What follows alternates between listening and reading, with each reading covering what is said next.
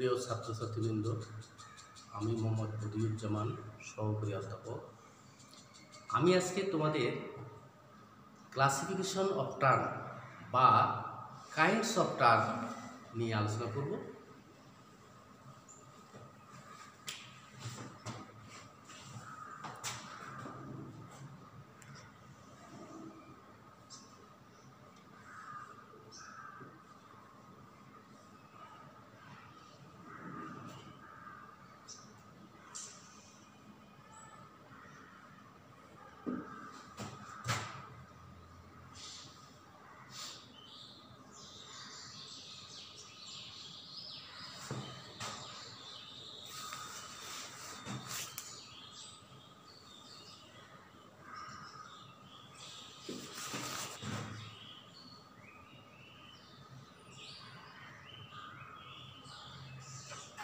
Classification of term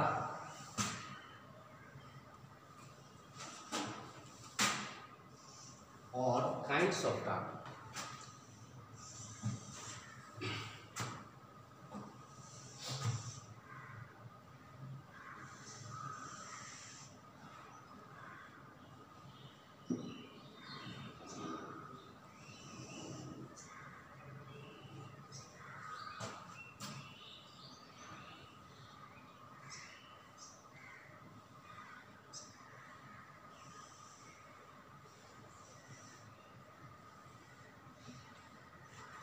গঠনের দিক থেকে পদ হলো দুই প্রকার।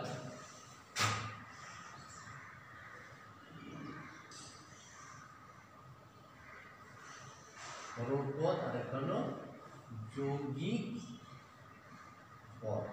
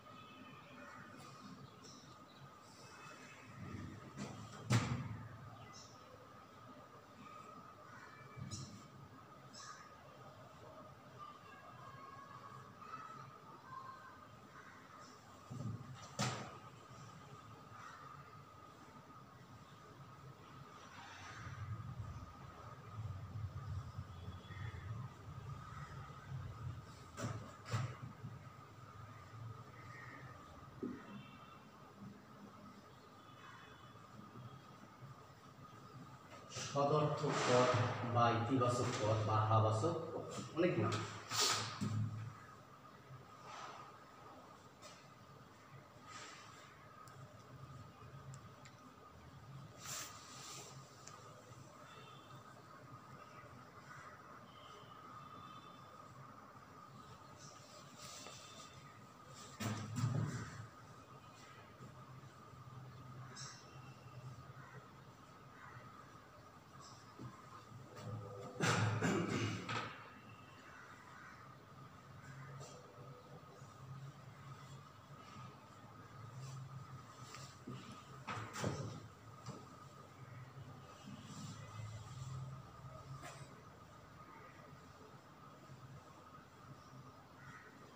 এই অর্থের ভিত্তিতে পদ হলো, প্রথম হলো একার্থক পদ, অনেকার্থক পদ, তারপরে সদর্থক পদ বা ইতিবাচক পদ বা হাবাচক পদ,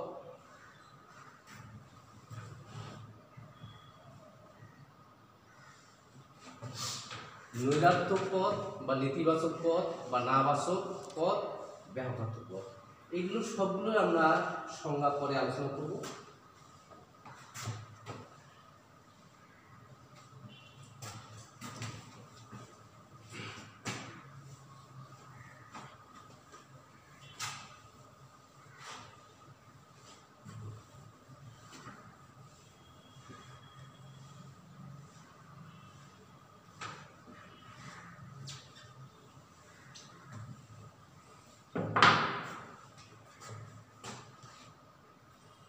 তিন নম্বর হলো ব্যাখ্যার্থে।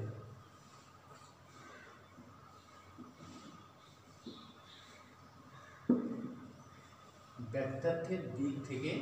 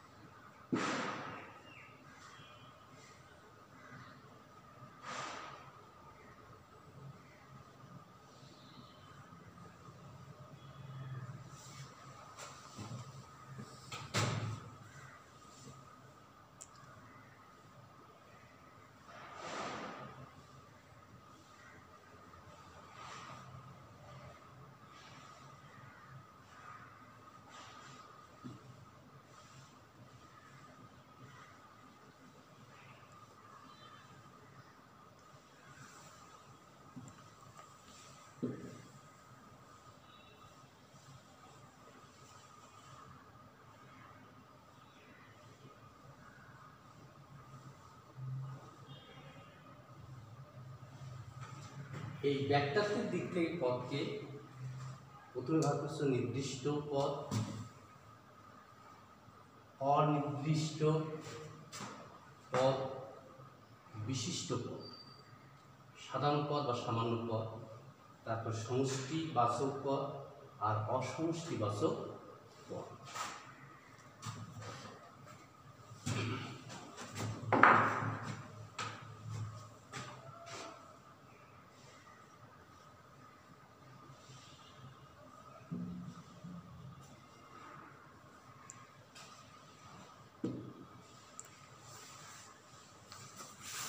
যাত্রাতের দিক থেকে পদ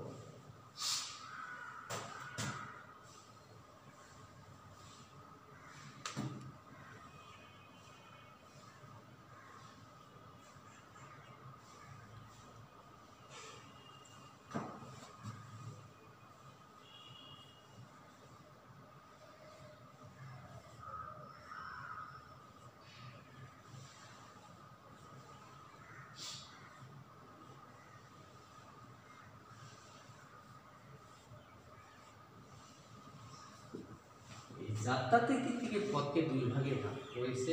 একটা হলো যাত্রাত্মক পদ আর একটা হলো অযাত্রাত্মক পদ।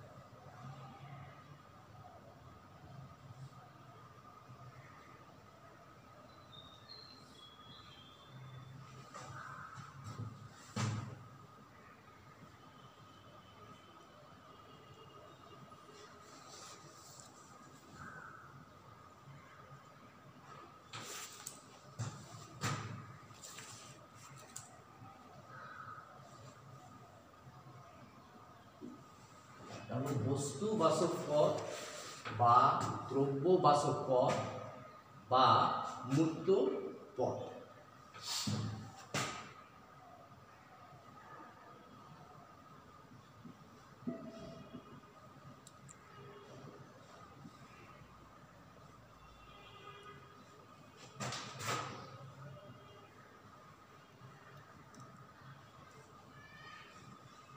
আর এটা হলো গুণবাচক পদ বা অমূর্ত পদ।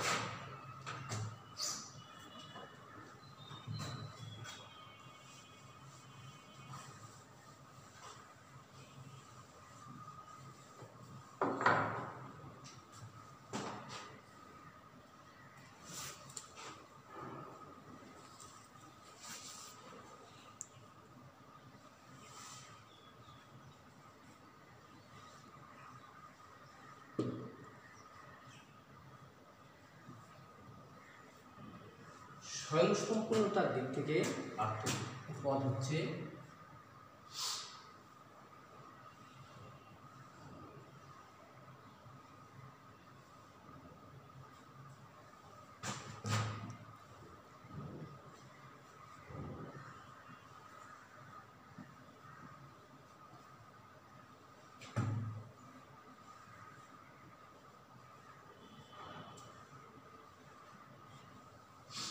একটা হলো নিরপেক্ষ পদ আর একটা হলো সাপেক্ষ পদ।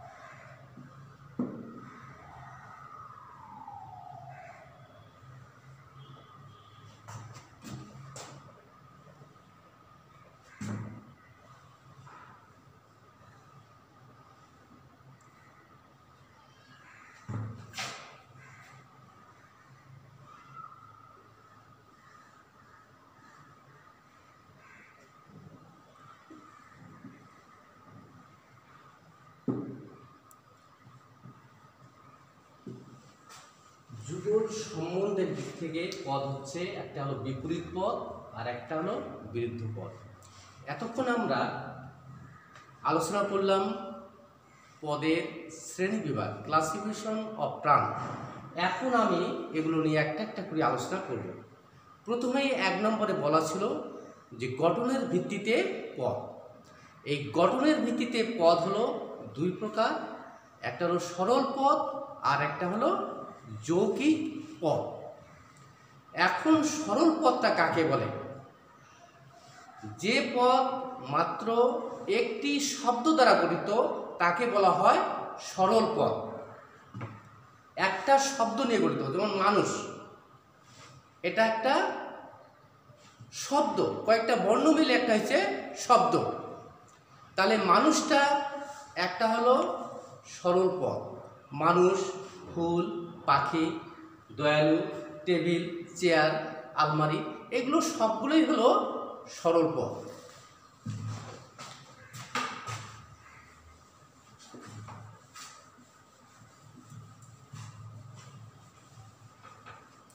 আমি এক এক করে আলোচনা করব। প্রথমে হলো গঠনের ভিত্তিতে পদ।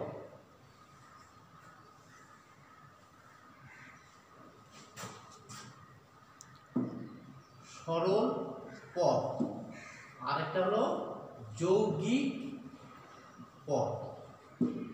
এই সরল পদটা হলো যে পদ মাত্র একটি শব্দ দ্বারা গঠিত তাকে সরল পদ বলে। আর যৌগিক পদ হলো যে পদ একাধিক শব্দ নিয়ে গঠিত, একাধিক শব্দ, একটা শব্দ না, একাধিক শব্দ নিয়ে গঠিত তাকে বলা হয় যৌগিক পদ।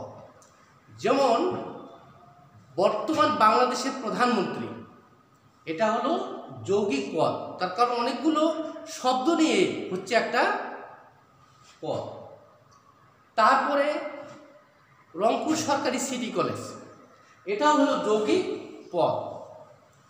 বাংলাদেশের প্রধানমন্ত্রী, এটাও হলো যৌগিক পদ। যুক্তিবিদ্যা ক্লাসের ছাত্রছাত্রী, এটাও হলো যৌগিক পদ। তাহলে তোমরা সরল পদ এবং যৌগিক পদ বুঝলা গঠনের ভিত্তিতে।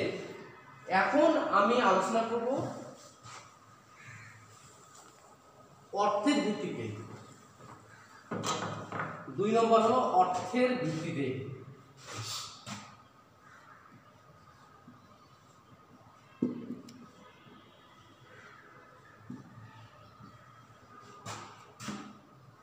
অর্থের ভিত্তিতে পদ হচ্ছে, একটু আগে আলোচনা করলাম,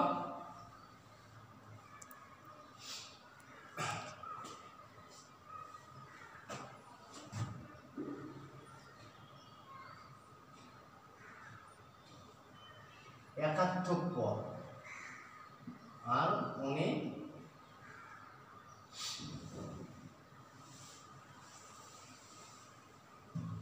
অনেকার্থক পদ। একার্থক পদ আর অনেকার্থক পদ, যে পদে একটি মাত্র অর্থ আছে, একটা মাত্র অর্থ থাকবে, তাকেই বলা হয় একার্থক পদ। একটা অর্থ, যেমন মানুষ, এর অর্থ হলো একটাই। রহিম, এটাও হলো একটা অর্থ, তাকে বলা হয় একার্থক পদ। ফুল, এটা একটা একার্থক পদ।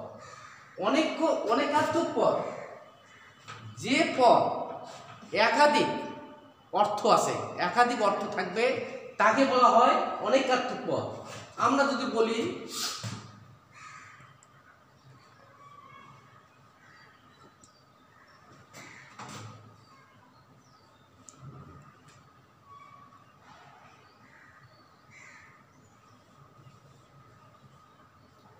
গজ, দণ্ড, তীর,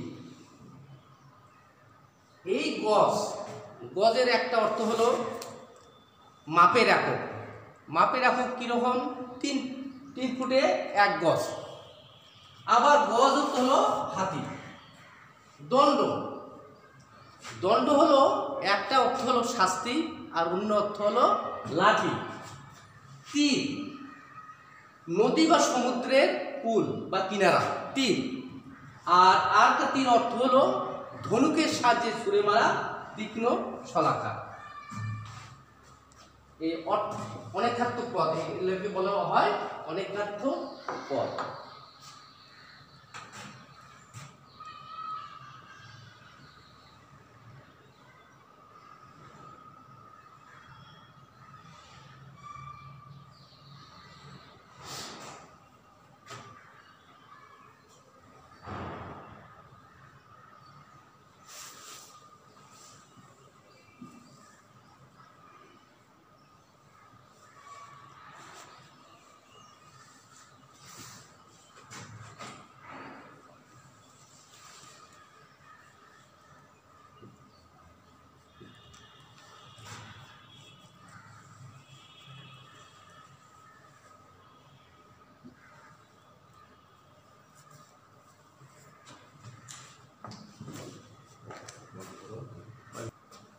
এখন সদর্থক পদ।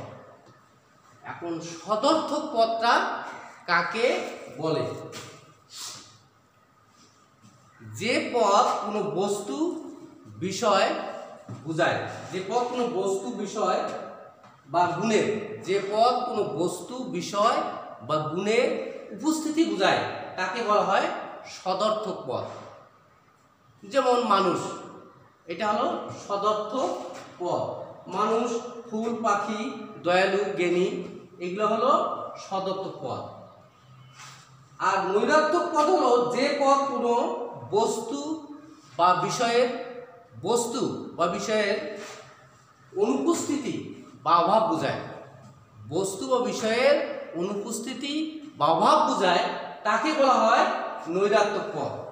সদর্থক পদ বললাম, যেমন মানুষ, এটা সদর্থক পদ, তার নৈরাত্মক পদ হবে অমানুষ। আবার বললাম যে সদর্থক পদের বেলা বললাম যে পাখি, যখনই বলবো আমরা অপাখি, তখন হবে নৈরাত্মক পদ। তারপরে আসতেছে ব্যাহতাত্মক পদ। যে পদ স্বাভাবিকভাবে যে গুণের অধিকারী বর্তমানে সে গুণটির অভাব বুঝালে তাকে বলা হয় ব্যাহতার্থক পদ। যেমন অন্ধ, বোবা, খোড়া, এগুলো হলো ব্যাহতার্থক পদ, মানে স্বাভাবিকভাবে গুণের অভাব, ব্যাহতার্থক পদ। যেমন কানা বা অন্ধ, যে লোকটা অন্ধ তার কিছুদিন চিকিৎসা করার পর সে ভালো হইতে পারে। তাহলে ব্যাহতার্থক পদ হলো যে পদ স্বাভাবিকভাবে যে গুণের অধিকারী বর্তমানে সে গুণটির অভাব বুঝালে তাকে বলা হয় ব্যাহতার্থক পদ। আমি এতক্ষণ ক্লাসিফিকেশন অফ টার্ম বা কাইন্ডস অফ টার্ম নিয়ে আলোচনা করলাম। প্রথমে গঠনের ভিত্তিতে পদ, তারপরে 2 নম্বর হলো অর্থের ভিত্তিতে পদ, তারপরে আসে ব্যক্তার্থের ভিত্তিতে পদ, জাত্যার্থের ভিত্তিতে পদ, গুণের ভিত্তিতে পদ, স্বয়ং সম্পূর্ণতার ভিত্তিতে পদ, আবার যুগল সম্বন্ধের ভিত্তিতে পদ। এগুলো অনেকগুলো পদ, এগুলো সবগুলোই আমরা এক এক করে আলোচনা করব। হ্যাঁ, পরের ক্লাসে তোমাদের ব্যক্তার্থের দিক থেকে, জাত্যার্থের দিক থেকে এগুলো আমরা সবগুলোই আলোচনা করব। তোমাদের ক্লাস এই পর্যন্ত থাকলো। পরের ক্লাসে আমি এগুলো সবগুলোই আলোচনা করব, সংজ্ঞাগুলো আলোচনা করব এবং তোমাদের বোঝানোর চেষ্টা করব। যেমন একই জিনিস সদর্থক পদ, এই সদর্থক পদ যেটা সেটাই হলো ইতিবাচক পদ বা হাবাচক পদ। নৈরাত্মক পদ এটি হলো নেতিবাচক পদ বা না বাচক পদ। বিভিন্ন বইতে বিভিন্নভাবে দেওয়া আছে। হ্যাঁ, যেমন যখনই আমরা বলবো মানুষ, মানে মানুষ লিখলাম, তাহলে মানুষটা একটা আমরা পদও বলতে পারি, শব্দ বলতে পারি। আমরা প্রথমেই আলোচনা করেছিলাম। তাহলে এই মানুষকে যখন বলবো মানুষ, ফুল, পাখি, এটা হলো সদর্থক পদ। যখন এই নৈরাত্মক পদ বলবো তখন অমানুষ, এটা হলো নৈরাত্মক পদ। যখনই বলবো জ্ঞানী, হ্যাঁ, এটা হলো সদর্থক পদ। যখনই বলবো অজ্ঞানী, এটা হবে নৈরাত্মক পদ। আর ব্যাহতার্থক পদ হচ্ছে অন্ধ,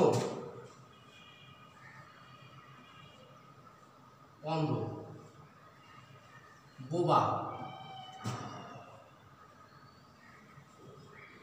খোড়া।